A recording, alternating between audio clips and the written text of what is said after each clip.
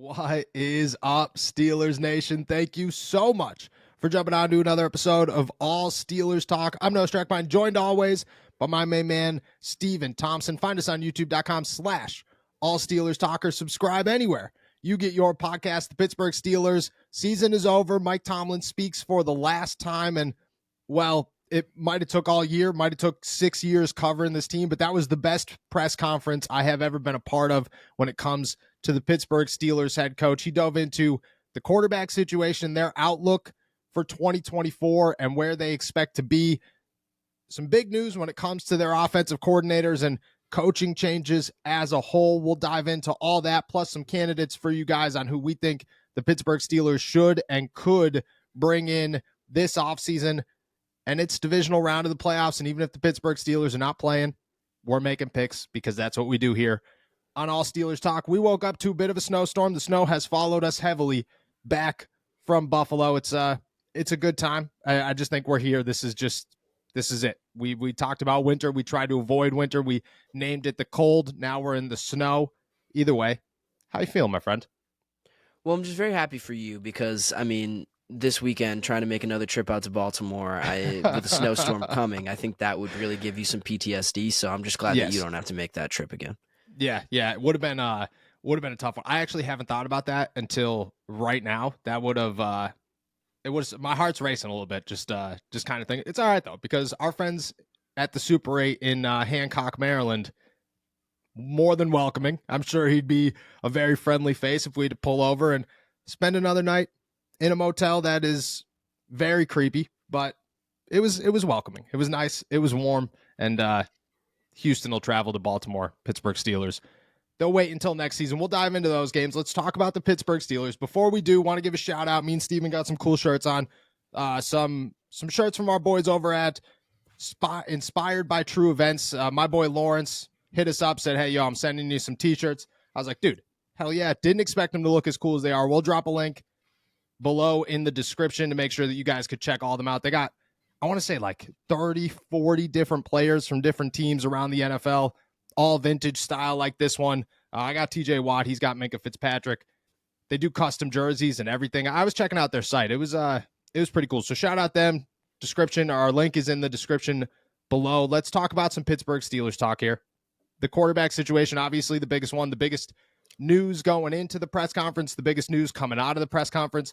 Mike Tomlin declares that Kenny Pickett will resume his QB1 status. That being said, it will be a competition. He was very open that it was going to be a competition, that he hopes Mason Rudolph is the guy that comes back and is the other half of that competition, but he addressed that and multiple times said, but it's free agency. But he is a free agent. And he sounds as if he fully understands Mason Rudolph could have a better opportunity and a better paycheck elsewhere. It's not a guarantee that he's coming back to the Pittsburgh Steelers. What did you take away from a lot of quarterback talk yesterday from Mike Tomlin in his final press conference?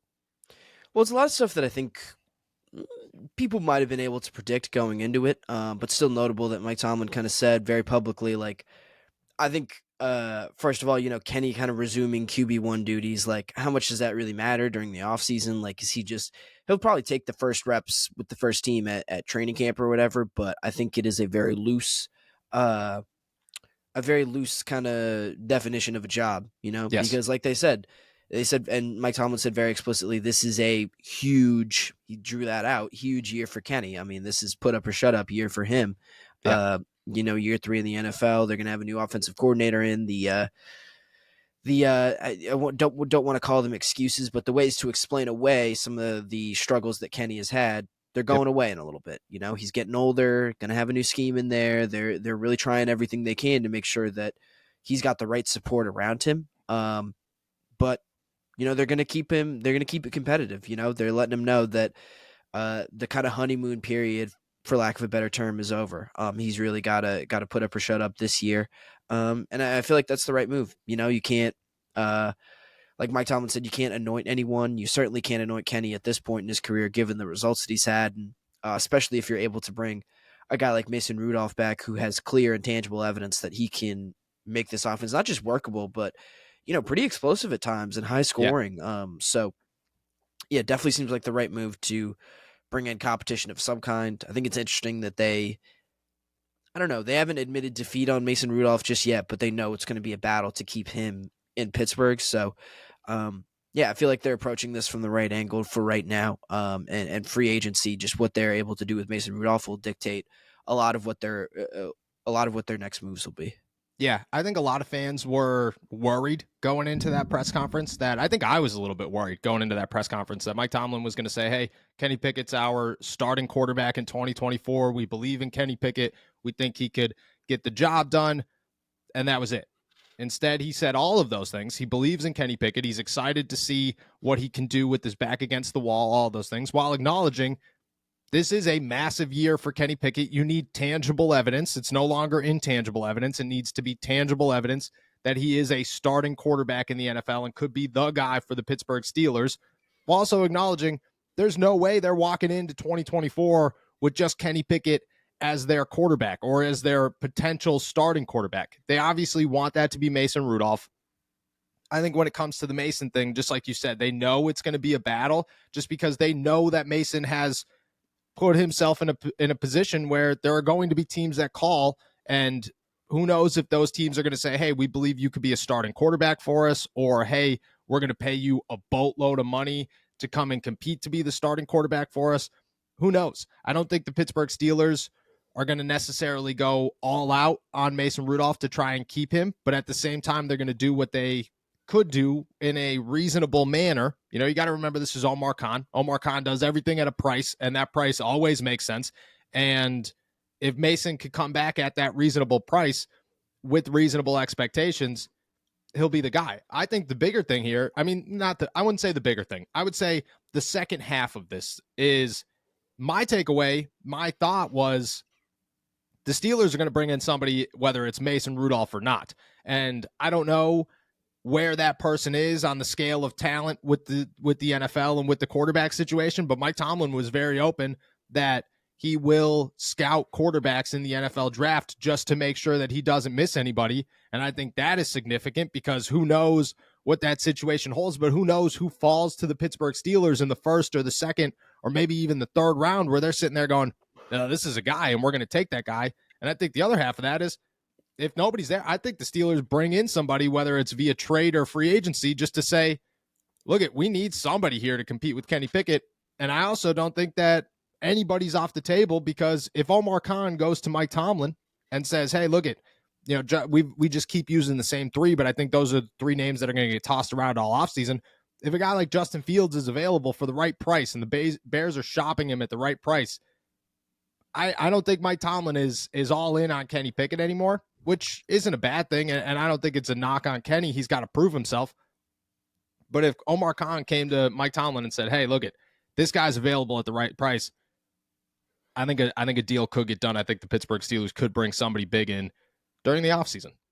Yeah, I mean, there's got to be contingencies in multiple ways. Yeah. So you're going to have Kenny back next year, but you need a veteran that you can kind of plug and play if Kenny's not the guy. Yes. Whether that be Mason or, I don't know, a Jacoby Brissett, whoever the hell, or even a Justin Fields. And then I think you need someone young too. I think you need some new blood in that room to, I mean, look, if Kenny doesn't work out, if this, you know, second vet that you bring in doesn't work out, like I think you want someone also who's very young that you can develop under this new offensive coordinator and we'll get to this a little bit later, but you know, maybe some coaching staff changes coming over the offseason as well. I think you want to have someone who can kind of learn the system in that way and grow up in the system as well. So I don't think the draft is out of the question either. You know, looking for someone in the later rounds, a guy you can take a flyer on, maybe who's a little bit of a risk, but that you can kind of mold with your own hands. That isn't kind of a finished product already. Yep. And I think the draft is deep enough to find those guys and bring somebody in that, just like you said, like, you know, who knows how the system goes, but if say a guy like Mason Rudolph is a starting quarterback in 2024, you don't know how long that's going to last. You don't know if he's going to be here forever or if he's just going to be here for another year. If Kenny's not your guy in 2024, he's not your guy ever. I think that's pretty assumed. Yep. If he doesn't get the job this season, he's not going to get the job in 2025 or moving forward. You want somebody behind that to develop, to, at worst case scenario, turn into your next backup quarterback who knows the system, who could be a plug-and-play guy, who doesn't have I think, very high expectations on him, but is capable of doing whatever you need him to do. I think it's significant. I walked away from yesterday really for the first time in over a year thinking the Pittsburgh Steelers are going to do whatever's necessary to find their quarterback and their offensive coordinator, because they understand that, I mean, this team's a playoff team without either of those things. And with those things, just who knows? And I think that's where we stand with the Pittsburgh Steelers. Guys, we have gear, new merchandise from AST to Mooth, Bleed Black and Gold, Kenny to George, and plenty of others now at our new website, blackandgoldapparel.com. And the coolest part, 50% of all profits at our store go to UPMC Children's Hospital here in Pittsburgh to make sure that we are giving back. We can't thank you guys enough, and we want to show you guys how thankful and how grateful we are for everything by making sure that we do our part to make the community here in Pittsburgh better. Go check out everything. We tried to make everything new and improved, from our designs to our quality of sweatshirts and t-shirts and everything else. Let us know and check everything out at blackandgoldapparel.com. And as always, thank you guys for everything. To transition into the other side of that, the Pittsburgh Steelers also acknowledged, hey, look it, we are bringing in an outside offensive coordinator. We don't know who that offensive coordinator is, but he did lay out a couple of things. He's got to be good with a quarterback. He's got to have NFL experience. He's got to have the capability or the understanding, the resume to develop a young quarterback. Kenny Pickett will be considered in the hiring process because of where they want to go with that quarterback situation. And then the people who are hiring them, obviously, Omar Khan, Art Rooney, and Mike Tomlin, which I don't think anybody's going to be excited that Mike Tomlin's considered in that group, but I think you have to put your head coach in that group no matter what. To just go outside and to have that layout, it just kind of, from the surface, sounds like maybe they are going to shoot for the stars a little bit on guys outside of this organization. They're done playing around with, and maybe this offensive coordinator will work. Yeah, definitely. And I think it's reflective of, and I mean, we were talking about this before we got on, it was a pretty refreshing press conference from Mike Tomlin. It felt like he was introspective and honest. He was funny at times. Like there was just a lot going on. And I think Mike Tomlin, understands that there's a little bit more pressure than there maybe was before, and I think he feels that a little bit personally. And so I think that he's willing to, I think when people feel pressure, they're willing to get outside of the box a little bit. They're able to kind of open their mind a little bit, think about how things could be different. And I think this is a reflection of that. Just go like swinging for the fences a little bit with an offensive coordinator hire. Just, I mean, this is kind of not the epitome of not living in your fears, but it's a little bit of a risk, like he's really going to try to bring in someone that, I think is a little different from what they've had in the past. Someone who is going to not just like develop someone, but also kind of push the reaches of kind of innovation and be a little bit more forward thinking than Steelers offensive coordinators of the past have been. So, it's not necessarily pushing all your chips in right now, but it's taking a little bit of a risk and looking at some of these brighter stars that, could eventually be like head coaching candidates down the road or something like that. But I think Mike Tomlin acknowledges kind of the urgency of the situation, saying we need someone really good and we need them right now. Exactly. I like that you brought up the pressure, because I don't think that pressure is coming from Art Rooney. I don't think that pressure is coming from the Pittsburgh Steelers. I think it's coming from Mike Tomlin. I think he is understanding that his narrative is becoming negative. I think he's understanding that he's losing the city. I think that he's understanding that he's letting a lot of people down.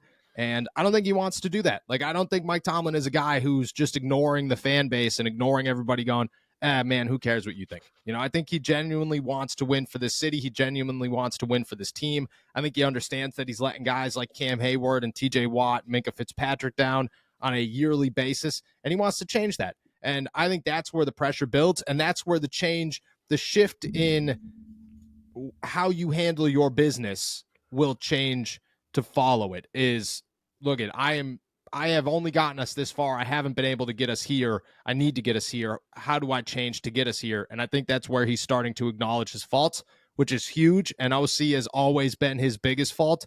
So I think that is a big acknowledgement by the head coach. Obviously, people are going to ask for candidates. There will be plenty more that surface over the next couple of weeks, and especially as more teams are eliminated from the playoffs. But an early big board, you got one or two guys for the Pittsburgh Steelers that you think should be on their list, could be on their list as they start interviewing and looking for new offensive coordinators? Yeah, I've got a couple, and I'll start with, I think one of them you and I kind of agree is one of the, probably should be the top name on the list, but I'll start with the Yeah. one that maybe is flying a little bit under the radar more, and that's Shane Waldron. Is the offensive coordinator for the Seahawks right now. Just has extensive experience, kind of under Sean McVay as well. Comes from that tree.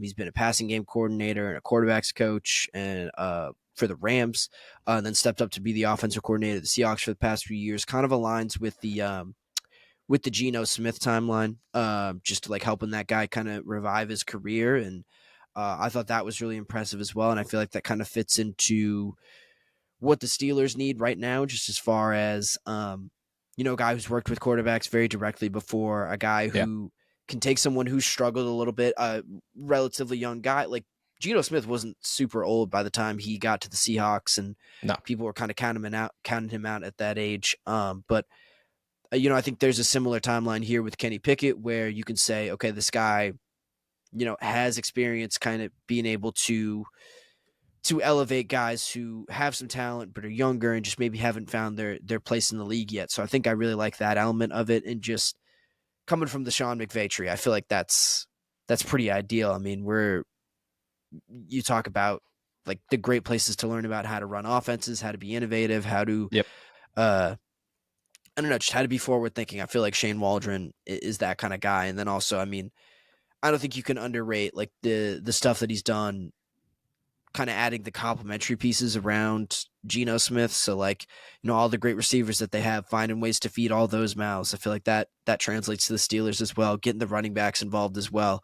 I like that too. So Waldron, I think, is a big candidate that I'm looking at. But I think the real home run would be Clint Kubiak from the 49ers. I believe he's their passing game coordinator right now. A little younger, a little bit less experienced, but has been a quarterback coach of the Minnesota Vikings, offensive coordinator for the Minnesota Vikings. I think he would be the home run right there. Yeah. That's like a guy who knows how to get the absolute most out of an offense. I mean, the 49ers are talented, but he has found ways to get everyone involved in that passing game, and I think that is, as good as the McVay tree is. I feel like the Shanahan one I hold in a little bit higher regard. So I love Yes. Kubiak, and I think you do too. Yeah, so Kubiak's obviously on my list. I think either of those guys, you're spot on with the coaching trees, and I think that's where you go here is you find the positive coaching trees, you find the coaching trees that have yet to fail, and you plug and play them and try to make them work, and that's what you're getting out of either one of those guys, which I think is huge. And I think they're both realistic. Like, they're both names that are going to come up. The Pittsburgh Steelers is not an organization. Like, nobody's calling from the Pittsburgh Steelers and somebody answering the phone and going, yeah, sorry, man, I'm not interested in coming to the Pittsburgh Steelers. That's just not what you do in the NFL. It is one of the premier teams that you're going to want to play for. And I think to get somebody from one of those coaching trees, ginormous. I'm a huge Clint Kubiak guy. I think he should be, just like you said, their home run hitter. He should be the guy that they're swinging for the fences for. He's got play calling experience, which there you go. Check one box there. During his time as a play caller, the Vikings were 12th in offensive yards and 14th in scoring, which is, not the greatest, but it's not bad. And it's a much better spot to be in than the Pittsburgh Steelers have been the last 2 or 3 seasons. I think he is the next branch, what he has been able to do with a guy like Brock Purdy. And you could say whatever you want. Brock Purdy was overlooked. Blah, blah. Look, 32 teams did not overlook Brock Purdy for 7 rounds of the draft. That's just not how that happened. There was development from when he landed in San Francisco until where he is now. And obviously, Clint Kubiak has been a major part of that and a major part of that growth. On top of that, every time you talk about the Pittsburgh Steelers and what they are doing wrong on offense, there is always a comparison to the Kyle Shanahan offense. Oh, the Pittsburgh Steelers aren't using the middle of the field. They should start utilizing this like Kyle Shanahan does with the 49ers. Or, oh, that was a fantastic play by the Pittsburgh Steelers. It looked like this, which Kyle Shanahan does with the 49ers. Oh, his use of the running game. Oh, his use of Deebo Samuels. Oh, his use of George Kittle. Like, there are all these pieces that the Pittsburgh Steelers would love to have, and the comparisons are already there all the time on what they're looking for and what they do right. I think that is, like, that's the final piece of the Kyle Shanahan coaching tree right now, at least, that people are going to be looking at.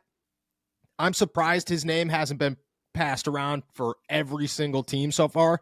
I hope the Pittsburgh Steelers, if they're shooting for the stars, if they're shooting young and innovative, and a guy who they think could come in here and be the next Kyle Shanahan or the next Sean McVay or Eric Bieniemy or whoever, I think that is the guy that they're looking for, and I think that would be my top option if I'm the Pittsburgh Steelers, hands down. I think a realistic option, if I had to go home run hitter and then somebody that I think could end up in Pittsburgh that I still think is a good move for the Pittsburgh Steelers, is Pep Hamilton, former Houston Texans offensive coordinator, former Indianapolis Colts offensive coordinator. I mean, this guy's resume isn't bad. Houston, but Houston as a whole over the last couple of years has not been phenomenal. The last time he was an offensive coordinator, Davis Mills was his quarterback, and like, yeah, okay, look at, maybe he could have did more with that, but I think he did a lot with Davis Mills. I think there were times where people were like, Davis Mills might be a guy. And I'm like, yeah. Is he? Maybe. I think that he didn't look terrible in Houston during his time in Houston. As a quarterbacks coach for the Los Angeles Chargers a couple years ago, Justin Herbert won Rookie of the Year. Huge. I don't think Justin Herbert has been, I mean, Justin Herbert's phenomenal. I don't think he's been as good as he was as a rookie. And I think that having a guy like Pep Hamilton definitely helped.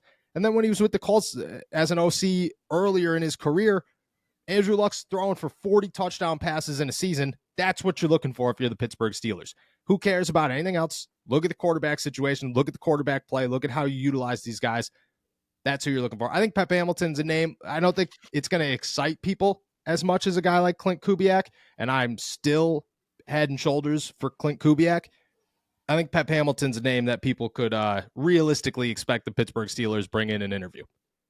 Yeah, I think the other thing to keep in mind is that they are almost, the Steelers, just given where they are right now and where they were for most of the season, it'd be really hard for them not to find an upgraded offensive coordinator. Yes, obviously. And the margin for, and the, I don't even know what the term would be, but like the degree to which they have to be better on offense and where the degree to which they need an upgraded offensive coordinator to get to a much higher level, to be a team that can compete in the AFC and possibly for a Super Bowl, like, not that much, you know, like, They don't have to be scoring. They don't have to be the Miami Dolphins in order to be much more competitive, even with a team like the Bills. That's like, I think that's the incredible thing, is that you don't need to, I mean, would love if they got Kubiak. He's, I think, the best candidate in my mind, but even if they don't get him, even if they only get Pep Hamilton, I feel like they will improve to a degree that makes them much more competitive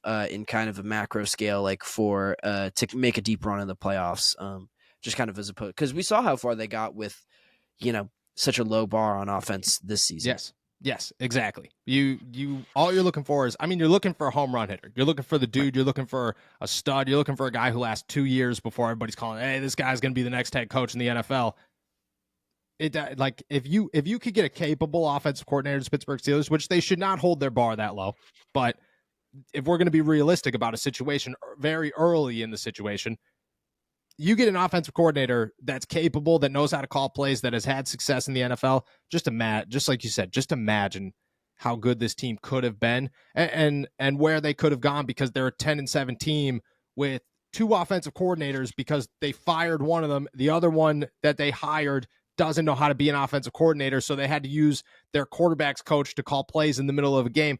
I mean, the wildest situation, and to go up from there, I think, is obviously an upgrade. I agree with you 100%. Outside of that, Mike Tomlin also acknowledged that there will be coaching changes across the board. Didn't specify any. I'm not really into the, I don't know, the thought or the belief that we should be sitting here and saying, hey, these guys should be fired, these guys should be fired, these guys should be fired. But I think overall, big picture, great acknowledgement by Mike Tomlin to say, hey, this is where we are, this is where we need to be, we got to get here. And because of that, coaching changes will happen. I mean, in the grand scheme of a very solid press conference that gave a lot of hope, I think that was one thing that maybe slid under the radar that I felt was very significant. Yeah, definitely. And I think it speaks to something that we talked about a little bit earlier, but like the pressure that he's feeling, Yes. like he's got to hold everyone in that locker room, in that coaching staff to account. And when the team underperforms, everything's got to be kind of considered. And when they're facing such a pivotal offseason with so much you kind of expect to change, and it feels like they're going to walk into 2024 with, everyone kind of I don't know, in an interesting state where just, kind of everything's on the table, everything is expected of them, and if you don't live up to expectations, things are going to get much uglier. So I think, Yep. Mike Tomlin is kind of getting out in front of it and saying, look, we need the best. Like, we got to give this, not that they're not ever given any season, like not anything other than their best shot, but this has got to be I feel like their best shot, like this Yep. feels like this offseason feels huge, and next season, the 2024 season, is going to be even bigger than that. So, you appreciate Mike Tomlin kind of saying, look, everything's on the table. We've got to make all these changes. We have to be very, very self-critical and really ask ourselves, is this the best group of guys we got? How do we build the best possible team? And coaching staff changes are unfortunately going to have to be a part of that. Yeah, the Super Bowl or bust is almost in play for the Pittsburgh Steelers in 2025. I think they're putting everything, like you said, on the table to shoot for a Super Bowl. That is their standard. That is where they're finally aiming for. And again, just like you said, they understand that they didn't get there this year. They didn't get there last year. They didn't get there the year before that, or the year before that, or the year before that, or the year before that. And they want to get there, and they want to have an opportunity to get there. And they're doing whatever it takes to get there and to have the best opportunity to get there. I mean, there was time 10 years ago where the Pittsburgh Steelers coaching staff, top to bottom, was one of the best in the NFL, and undeniably one of the best in the NFL. And I'm not saying that theirs this year is not. I'm just saying that they're looking to be back to where they were, and Mike Tomlin is putting that on himself and acknowledging that that's what will happen. And I think that plays a huge role in this offseason and how serious they're going to take things. And I think it just kind of opens the gate for this offseason to be a little bit crazy for the Pittsburgh Steelers, like to have a lot of headlines of, oh, this happened, this change happened, this change occurred, they did this. And that hasn't been the case in a long time. I mean, you always get the poke in the stick meme during free agency or the coaching hires or everything of like, Steelers do something. I don't think that will be the case this year. I think the door is open for the Pittsburgh Steelers to say everything we need to change to get to where we want to be will be changed. This is the offseason that we're going to put it all together. I think it's huge. Overall, big press conference from Mike Tomlin. Huge news coming out of there. Very significant stuff and stuff to keep an eye on, and a lot of optimism for a season that ended poorly and was as crazy and dramatic and, I don't know, headline worthy as I've ever seen one. There is a lot of optimism just coming from the head coach about the direction of this team and what he needs to do to change it.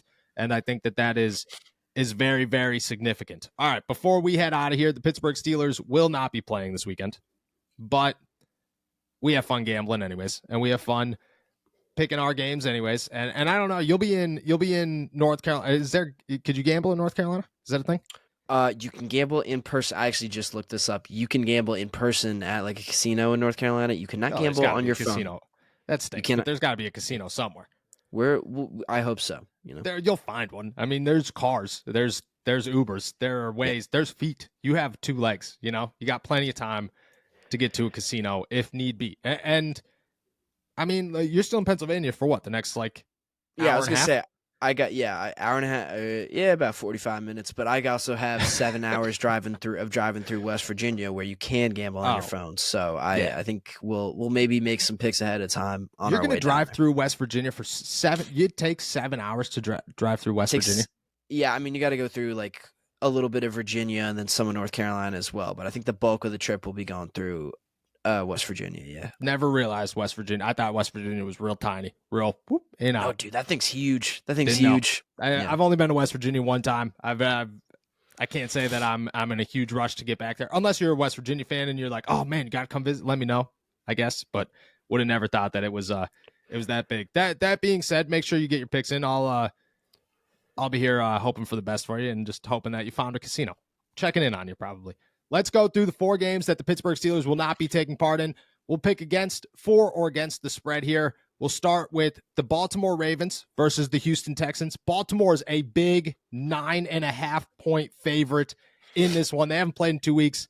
CJ Stroud, I mean, we watched what CJ Stroud did last week while trapped in Buffalo. That dude put on a show against the Cleveland Browns. 9.5 points. You taking it? You going against it? What's your thoughts here?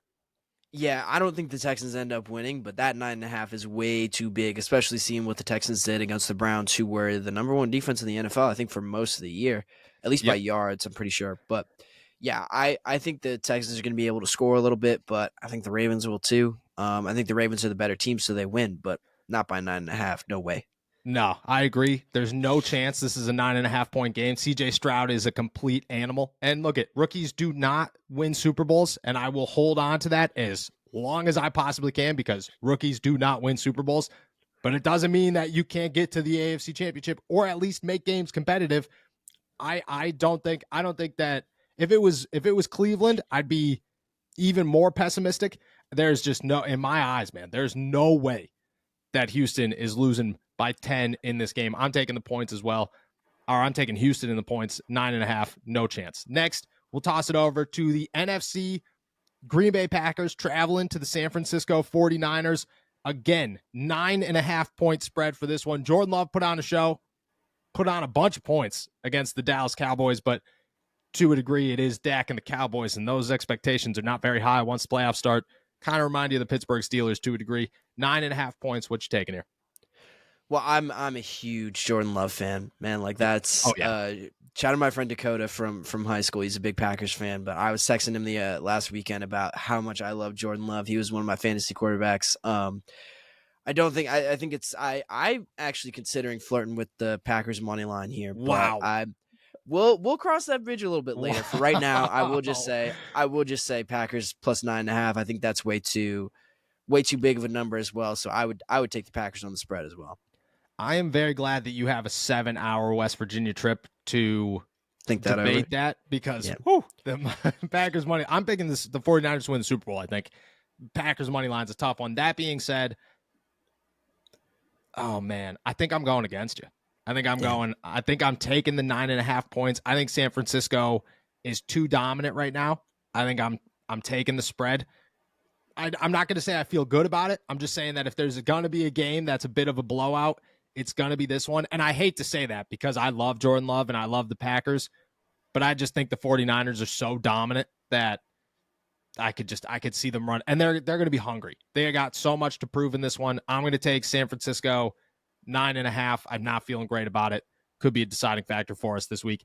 Tampa Bay Buccaneers at the Detroit Lions. Detroit 6.5-point dogs, barely escaping the Los Angeles Rams, but escaping the Los Angeles Rams. Jared Goff, Dan Campbell, that team is red hot right now, and they are so much fun to watch. But Baker Mayfield put on a show against the Philadelphia Eagles.